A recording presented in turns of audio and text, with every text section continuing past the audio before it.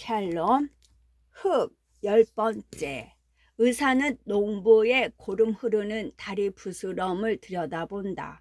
목이 물었는지 가렵길래 긁었더니 뻘개지면서 그렇게 됐어요. 좋다는 약은 다 발라보아도 도무지 낫지 아니해요. 하고 농부는 애원하는 소리를 한다. 긁어 부스럼이란 말도 못 들어서 긁기는 왜 해? 하고 의사는 부스럼 언저리를 손가락으로 꾹꾹 눌러본다. 아야 아야 하고 농부는 소리를 지른다. 거단 사람이 아야는 다 뭐야? 하고 의사는 더 꾹꾹 눌러본다. 째지 않고는 안 나아요? 하고 농부는 떨리는 목소리로 묻는다. 안 째고 날 수 있나? 하고 의사는 숭 때문에 난 화풀이를 병자에게 하고 앉았다. 조금 스치기만 해도 아픈데 하고 농부는 아니 아픈 주사가 있다는데 그것이나 놓아주세요. 주사 한 대에 이 원인걸 돈 얼마나 가지고 왔어? 하고 의사는 흥정을 시작한다. 지금은 돈이 없어서 이것만 가지고 왔습니다. 추수만 하면야 모자라는 것은 그때에 드리지요. 하고 손에 꼭 말아쥐었던 1원박이 조선은행권을 이 의사의 눈앞에 내어 보낸다. 이 의사는 그 돈을 받아 간호부의 손에 쥐어주고 돈 1원 가지고 무슨 주사를 해달래. 진찰료밖에 안 되는 걸. 째기만 해도 수술비가 3원이야. 농부는 수술비 3원, 주사료 2원이라는 말에 눈이 둥그레진다. 벼 한 섬 하는 생각이 번쩍 머릿속에 지나간다. 그렇지만은 이 다리를 아니 고치고는 농사를 할 수가 있나? 이렇게도 생각하였다. 1원만 내게 그럼 수술을 해주세요. 수술비는 추수 때에 드릴게요. 하고 농부는 겨우 결심을 한다. 수술은 내일 해도 괜찮으니 수술비만이라도 변통해 가지고 오지. 하고 이 의사는 일어나 수돗물 대야에 손을 씻는다. 다른 환자 불러 돈 가지고 왔느냐고 묻고 안 가지고 왔거든 내일 오라고. 하고 이 의사는 황기수 방으로 들어간다. 허승은 다리에서 고름 흐르는 농부에게 돈 6원을 주어 수술을 받고 하룻밤 자고 가라고 하였다. 농부는 이것을 이렇게 받아서 되겠습니까? 하고 눈에 가득 감사한 빛을 띠고 그 돈을 받았다. 농부는 돈을 받아 들고는 쓰기가 아까운 듯이 한참이나 보고 섰더니 고름 흐르는 다리를 끌고 쩔룩거리며 어디로 가버린다. 손에 6원이나 되는 큰 돈을 들고 1년에 한 번도 쥐어볼까 말까 한 들고는 차마 쓸 수가 없었던 것이다. 그는 이 돈 중에서 조고약이나 사가지고 집으로 가려고 한 모양이다. 이렇게 생각하고 숭은 눈이 뜨거워짐을 깨달았다. 숭은 빈대약, 모기 장감, 석유, 유제, 기타 소독약품들을 사가지고 자동차를 얻어가지고 한 30분 후에 이 의사 병원으로 돌아왔다. 이 의사는 마지못하여 하는 듯이 자동차에 올랐다. 숭은 간호부의 손에서 의사의 가방을 받아서 자기가 들고 차에 올랐다. 살여울 동네에 오기까지 두 사람은 한마디도 말을 아니하였다. 숭의 속에는 오늘 경찰서와 병원에서 보던 일을 생각하고 의사는 숭이 때문에 불쾌하던 일을 생각하고 있었다. 무더미에서 자동차를 내려두어 시간 뒤에 맞으러 오기를 명하고 이 의사는 잠깐 주재소에 들러 무슨 이야기를 하고는 숭을 따라 살려올 동네로 들어갔다. 우물가에서는 또 유순을 만났다. 유순은 난무를 길러왔던 것이다. 숭은 오던 날 아침에 유순을 만나고는 이번이 처음이었다. 유순은 숭과 의사를 보고는 고개를 돌려버렸다. 의사도 유순에게 눈이 끌리는 모양이었다. 그는 숭과 동행하는 것도 잊어버린 듯이 순을 바라보았다. 순은 또아리를 인채로 사내들이 지나가기를 기다리고 있었다. 그 여자가 문제의 여자지요 하고 숭은 웃으면서 의사를 돌아보았다. 네? 하고 의사는 순에게 마음을 빼앗겨 숭의 말을 듣지 못하였던 것이다. 그 여자 때문에 황기수 문제가 났단 말씀이야요. 하고 숭은 이 의사의 안경 뒤에 있는 눈을 바라보았다. 네? 하고 의사는 어떻게 대답할 바를 몰랐다. 황기수가 저 여자의 손을 잡는 것을 저 여자가 부리치니까 황기수가 저 여자의 뺨을 때린 것이 이 사건의 시초지요. 네, 하고 이 의사도 할 수 없이 웃었다. 그리고는 병원에서 황기수와 기생과의 하던 말을 이 사람이 들은 것을 생각할 때에 이 의사는 등골에서 찬땀이 흘렀다.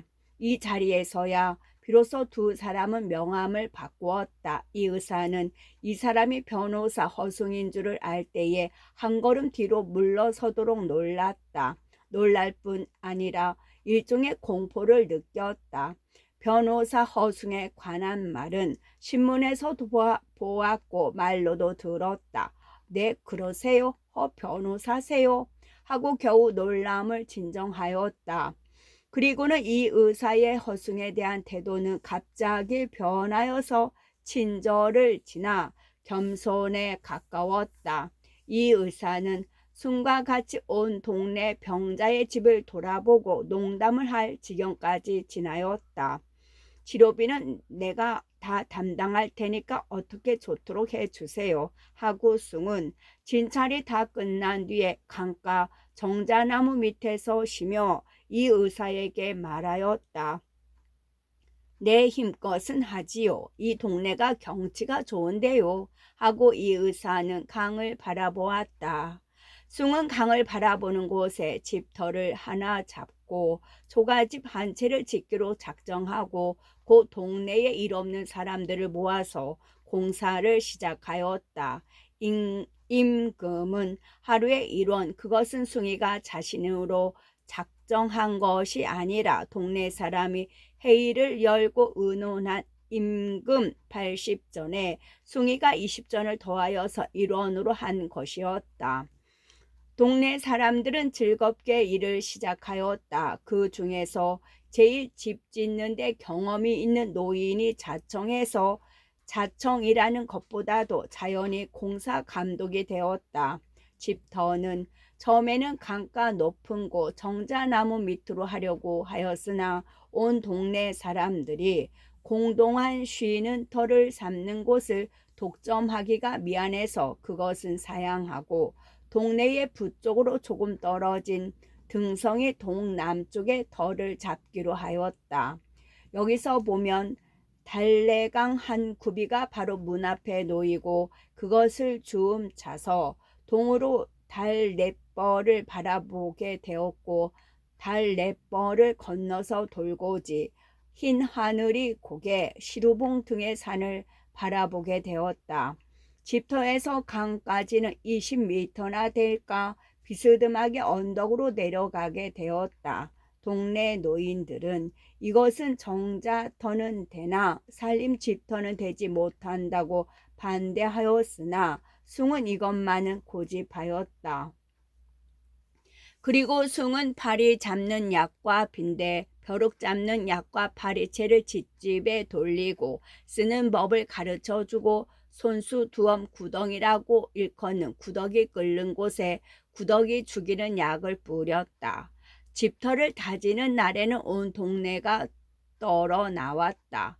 동네에 집을 지으면서 싹전을 받다니 하고 싹 받을 때마다 노 말하던 동네 사람들은 이날에는 싹을 아니 받기로 거절하였다. 그래서 숭은 떡과 술과 참외를 많이 장만해서 동네 사람들을 먹였다.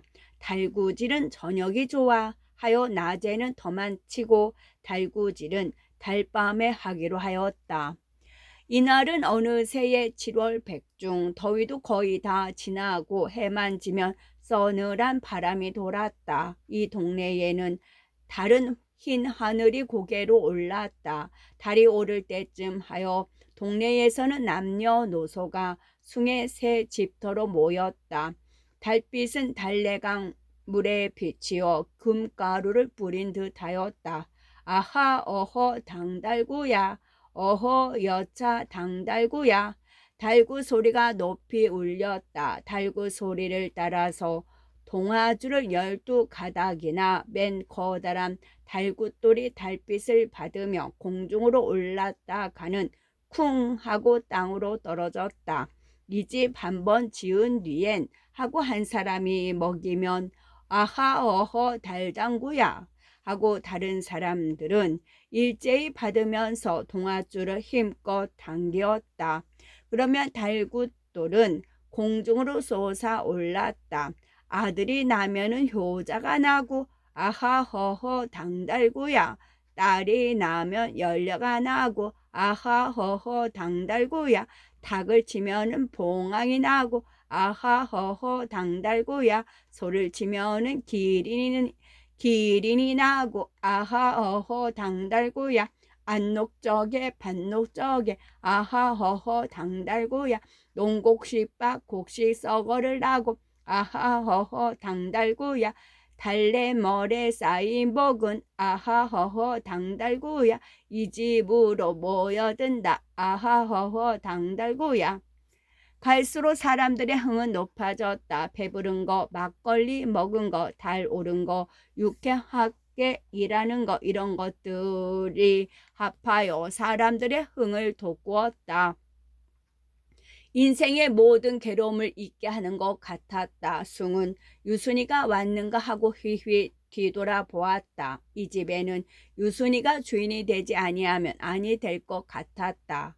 이렇게 경치 좋은 곳에 유순과 둘이 조그만 가정을 지었으면 숭은 이러한 생각을 아니할 수 없었다. 숭은 무엇을 돌아보는 척하고 사람들 앞으로 다녀보았다. 유순의 아버지 유조씨는 담배를 피우고 앉아있는 양이 배웠으나 동네 처녀들도 더러워 있는 것이 보였으나 유순의 모양은 보이지 아니하였다. 숭은 실망하였다. 유순이 없으면 하늘의 달도 달이 비친 달래물도 빛이 없는 듯하였다. 숭은 슬그머니 빠져서 동네를 향하고 걸음을 걸었다. 동네에는 떠들 만한 사람들은 다 숭의 집터 치는 대로 나오고 조용하였다. 숭의 걸음은 점점 빨라졌다. 그는 순식간에 유순의 집 앞에 섰다. 유초시 집은 반은 기와요 반은 조가였다. 사랑도 있고 대문도 있었다. 예전에는 사랑문을 열어놓고 오고 가는 손님을 접한다는 뜻으로 살던 표가 있었다. 유초시의 조부는 찰방도 지내고 집이까지도 지내어서 이 시골에서는 이름이 높았다. 유지비의 시와 글을 모아 월천 문집이라는 문집까지도 발간하였다. 그러나 지금은 세상도 바뀌고 재산도 다 없어져서 유지평의 제삿날 현고조 동정대부행 사원부 집이 하는 축을 부를 때에만 유조씨는 마음이 흐뭇하였다. 옛날 같으면 관속이 나오더라도 사랑들에서 허리를 굽혔지만은 지금은 순사들이나 전매국 관리들이나 유집의 댁을 알아볼 줄을 몰랐다. 유조씨도 처음에는 이것이 가슴이 아프도록 분하였지만은 지금은 그것조차 예사로 되고 말았다. 숭은 달빛이 가득 찬 마당에서 배회하였다. 대문은 반쯤 열려 있지만은 어려서는 무상 출입을 하였지만은 지금은 들어갈 수가 없었다. 이윽고 대문으로서 숭의 얼굴이 보였다. 숭은 처마 곁에서 늙은 오동나무 그늘에 몸을 숨겼다. 숭은 대문을 나서서 높은 층층대, 이 집은 터가 비탈에 있어서 대문 밖이 층층대가 되었다. 높은 층층대로 사뿐사뿐 내려왔다. 그는 멀거리 달을 바라보더니 사뿐사뿐 걸어서 오동나무 곁으로 오다가 숭을 보고 깜짝 놀라 우뚝 섰다. 숭의 가슴이 울렁거리는 것은 오직 놀람뿐만 아니었다. 네요, 숭이 왜다 하고 숭은 나무 그늘에서 나섰다. 네 하고 숭은 잠깐 고개를 숙여 인사를 하고 집터 치시는데 어떻게 여기 와 계세요? 하고 수는 일전 우물가에서 만났을 때와는 다르게 반갑게 말하였다. 동네 사람이 다 왔는데도 순씨가 아니오셨길래 찾아왔지요. 하고 숭은 제 손으로 제 손을 만지면서 정성을 기울여 전하 사람이 다 있어도 순씨가 없으면 천지가 빈 것 같아서 고맙습니다. 하고수는 한 번 더 고개를 숙였다. 나는 아주 이 동네에서 살려고, 일생을 이 동네에서 살려고 서울을 버리고 내려왔지요. 집을 짓는 것도 그 때문이에요. 이 동네가 고향이 되어서 그런 것은 아닙니다. 이름이 고향이지 집도 없고 아무것도 없고 생각을 하면 이새의 신물이 도는 고향이지만은 이 동네에서 일생을 보내려고 작정한 것이 무슨 때문인지 누구 때문인지 아셔요? 하고 숭은 흥분한 눈으로 수그린 순의 오래 빗질도 아니한 머리를 바라보았다.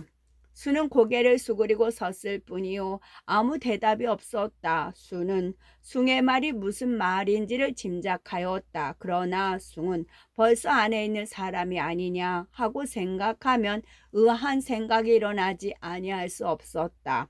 숭은 순의 대답이 없는 것을 보고 내가 누구 때문에 여기 온지 아시오? 하고 다시 물었다. 제가 아닙니까? 아마 우리 동네 사람들 때문에 오신 게지요. 하고 발자취에 놀라는 듯이 뒤를 돌아보았다. 순의 집게가 자다가 깨어서 순을 찾아 나오는 것이었다. 그 개는 낯선 숭을 보고 두어 마디 짖다가 순이 한번 손을 들매 짖기를 그치고 순의 치맛자락에 코를 비볐다. 그것은 얼굴이 길고 눈이 크고 순하게 생긴 조선식 개였다. 네, 동네 사람들 위해서 왔다면 왔다 할 수도 있습니다. 그렇지만은 순씨가 없으면 나는 여기 오지 아니하였을 것입니다. 저 집을 지으면 무얼 합니까? 하고 숭은 있는 속을 다 털어놓았다. 부인께서 오시겠지요. 그리고 댁에서 삭주고 시키시는 일이 있으면 가서 해드리지요. 하고 수는 한번 고개를 숙여 인사를 하고는 개를 데리고 집으로 들어가 버리고 만다. 숭은 비통한 생각을 가지고 일터로 돌아왔다. 사람들은 여전히 흥이 나서 아하허허 당달구야를 부르고 있었다. 그러나 숭의 귀에는 그 소리가 잘 들어오지 아니하였다. 마치 귀도 막히고 눈도 막히고 오간이 다 막힌 듯 하였다. 머릿속도 가슴속도 꽉 막힌 듯 하였다. 그러나 그는 다른 사람들에게 자기를 위하여 힘써주는 사람들에게 불편한 기색을 아니 보이려고 쾌활한 태도를 강작하였다. 하루 이틀 지남을 따라서 주초돌이 놓이고 기둥이 서고 보가 오르고 석가래가 걸렸다. 가늘고 둥근 나무를 그대로 제목으로 쓰는 일이라 지목에도 품이 안 들고 흙이 붙고 영을 올리는 일이라 지붕이 되는 것도 쉬웠다. 방도 놓이고 마루도 깔렸다. 치석할 필요도 없이 산에서 메주 덩어리 같은 돌을 주워다가 축대를 쌓으니 그것은 하루 안에 다 되어버렸다. 문 미닫이는 장에서 미리 사다가 그것을 겨냥해서 문 얼굴을 들였다. 뒷간 바자를 두르고 봇돌 2개를 놓으면 그만이었다. 여기서 동네로 통하는 길과 강으로 내려가는 길도 순식간에 되었다. 도배 장판도 이틀에 끝났다. 집터를 친 지 보름이 다 못 되어서 집은 완성하였다. 담까지도 둘렀다. 담은 기다란 쌀이와 참나무가지로 삿자리 곁듯 결은 것이었다. 이런 것은 저녁 먹은 뒤에 담배 두어 대 태우는 동안에 이용해서 사흘에 다 완성하였다. 우물까지도 하나 팠다. 집이 방 둘, 마루 하나, 부엌 하나, 광 하나, 장독대, 우물, 담, 마당, 뒷겹 널찍널찍하게 훤칠하게 해놓고 돈 든 것이 모두 200원이 못 되었다.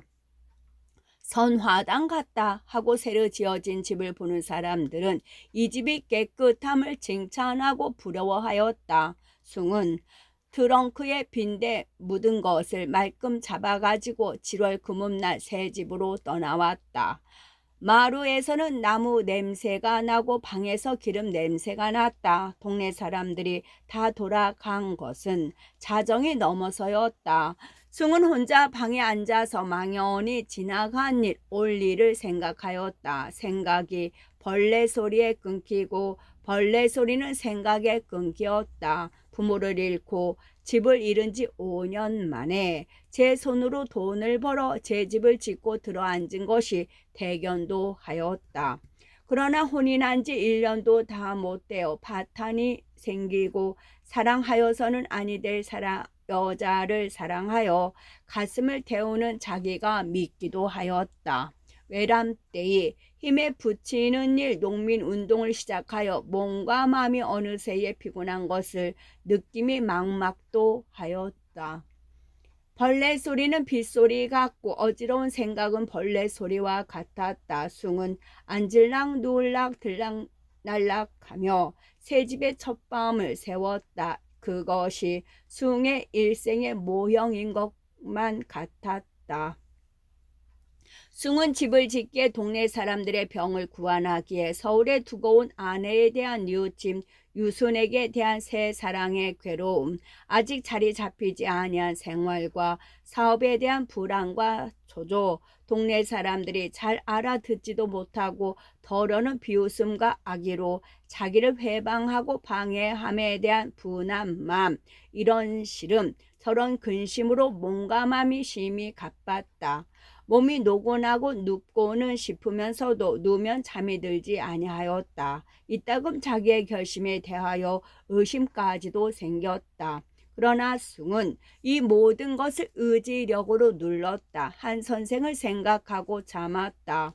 동네 사람들의 병도 한 사람만 죽이고는 다 나았다. 뼈와 껍질만 남은 병자들이 귀신같이 들락날락하는 것을 보게도 되었다.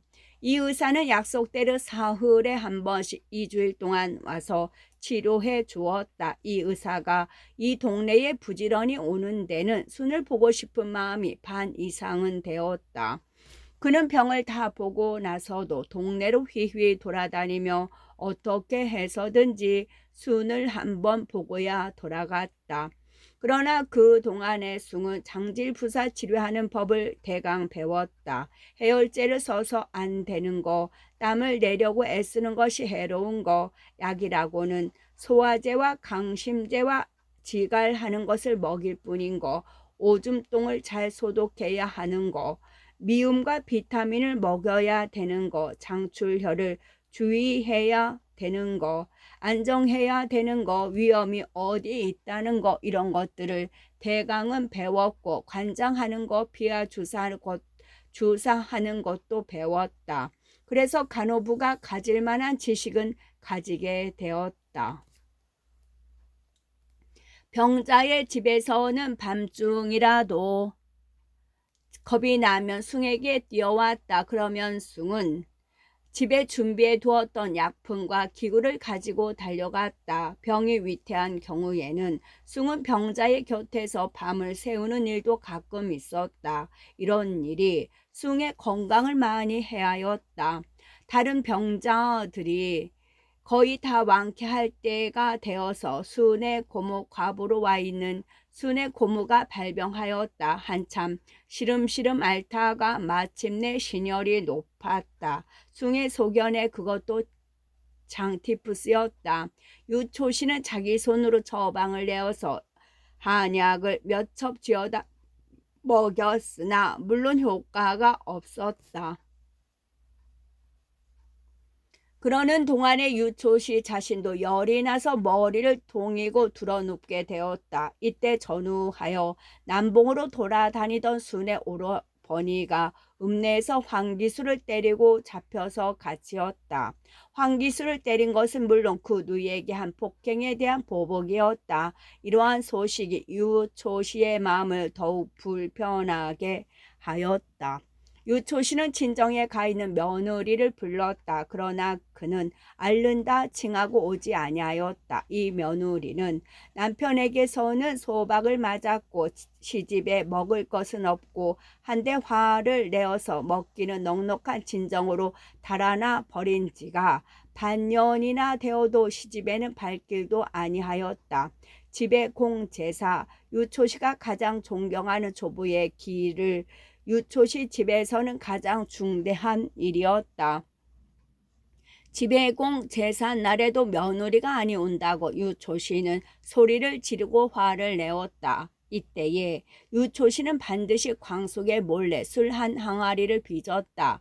지배공 제사에 사온 술을 써서 쓰느냐 하는 고집에서였다. 유초씨는 열 있는 몸을 가지고 일어나서 술 항아리를 꺼내어 손수 청주를 떠서 제주를 봉하고 순을 쥐하여 재물을 차리게 하였다. 유초씨의 눈은 붉고 몸은 가누어지지를 아니하였다. 유초씨는 허둥지둥하는 걸음으로 아랫방에 내려가 앓는 누이 동생을 들여다보았다. 웬만하면 좀 일어나 보려무나 순이년이 무얼 할 줄 아니 하였다. 이것은 억지였다. 그러나 조부의 제사에는 모든 것을 다 희생하여도 좋았다. 유초씨의 생각에는 숭이가 저녁을 먹고 윤초신의 집에 문병을 왔을 때에는 유초씨는 소세하고 새 옷을 갈아입고 망건을 쓰고 앉았고 순도 새 옷을 갈아입고 부엌으로 들락날락 가고 있었다. 웬일이세요? 어쩌자고 일어나십니까? 하고 숭은 유초씨를 보고 깜짝 놀랐다. 오늘이 지배공 길이야. 하고 유초씨는 행전을 치고 떨리는 손으로 끈을 메고 있었다. 숭은 유초씨의 손을 쥐어보고 맥을 짚어보았다. 노인의 맥이 겁많은 세기가 어려울 만큼 빨랐다. 이렇게 밤바람을 쏘이고 몸을 움직이시면 병환이 더하십니다. 좀 누워 계시지요. 하고 숭은 앞에 꿇어 앉아서 간절히 권하였다. 그럴 수가 있나. 내 집에서는 제삿날 눕는 법이 없어. 내가 정신을 잃고 쓰러지면 몰라도 내 정신이 있으면서 제사를 아니 지냈어? 아니 지내어?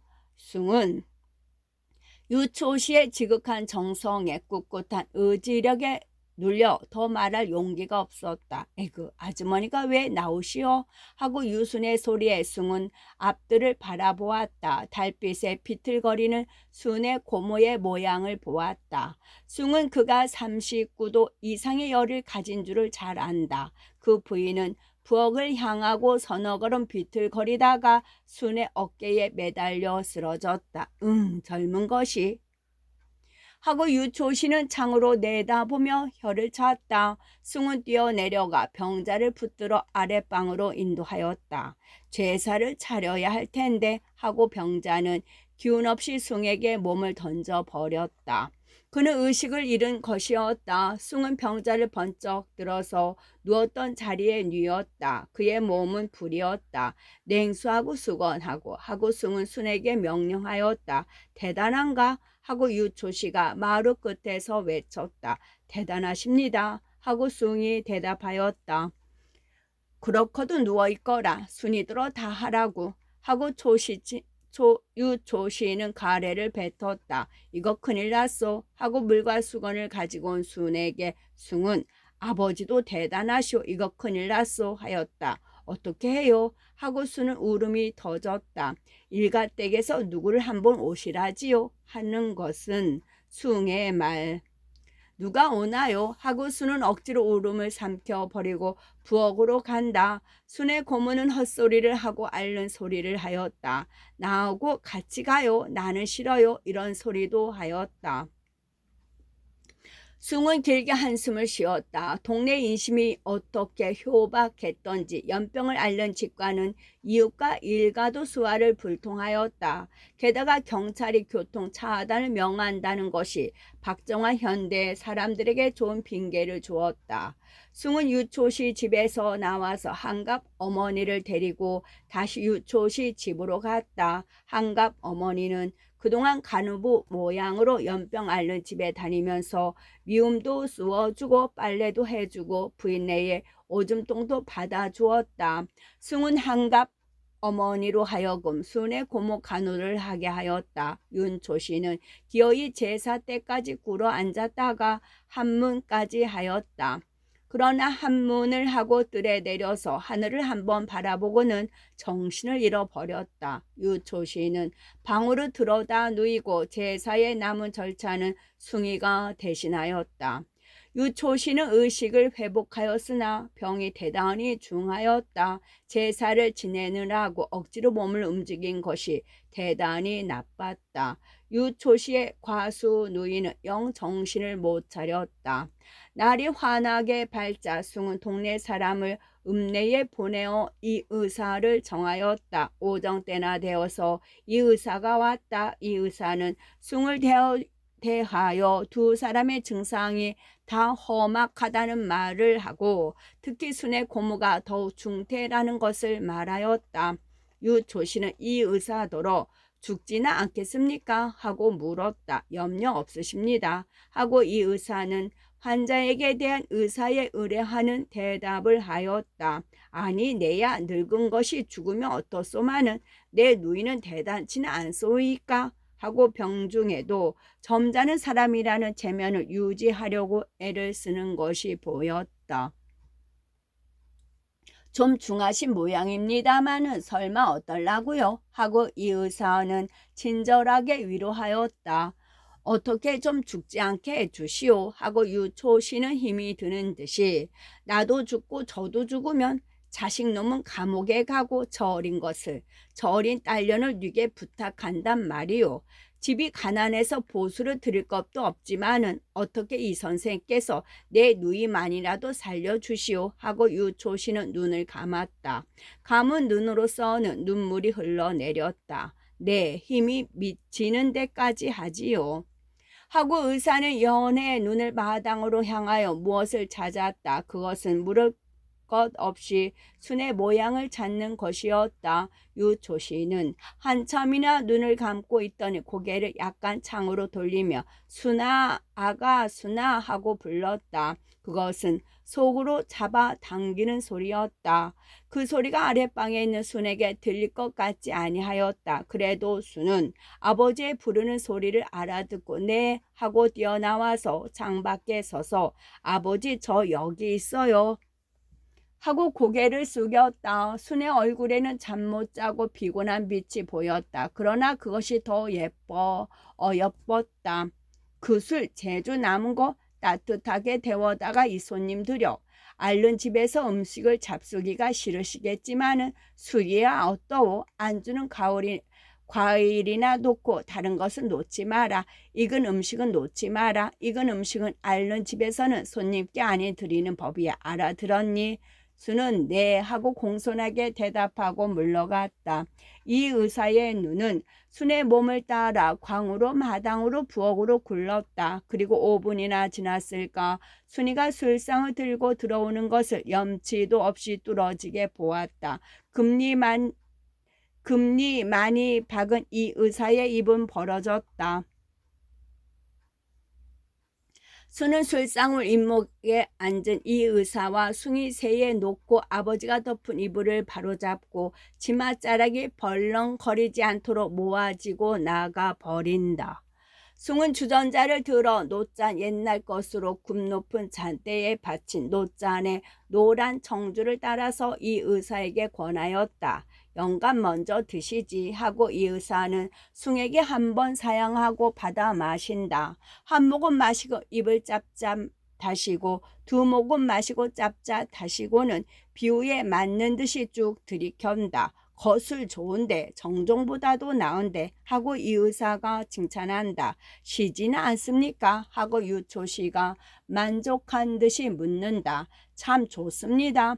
이런 술 처음 먹어봅니다. 이거 어디서 파는 술입니까? 하고 입에 침이 없다. 어제 저녁에 이 왕고 집이군 길이지요. 세사가 비난하니까 양조 허가를 낼 수도 없고 그저 한 해에 한 번 이날에만 가양으로 조금 빚지요. 하고 유초씨는 눈을 감는다. 따님이 당원이 되셨군요 하고 술을 석 잔이나 먹은 뒤에 이 의사는 순에 관한 문제를 제출하였다. 뭐 아직 어린애지요 하고 유초씨는 눈앞에 귀여운 막내딸을 그려본다. 머리가 아픈 듯이 양미간을 찌푸렸다.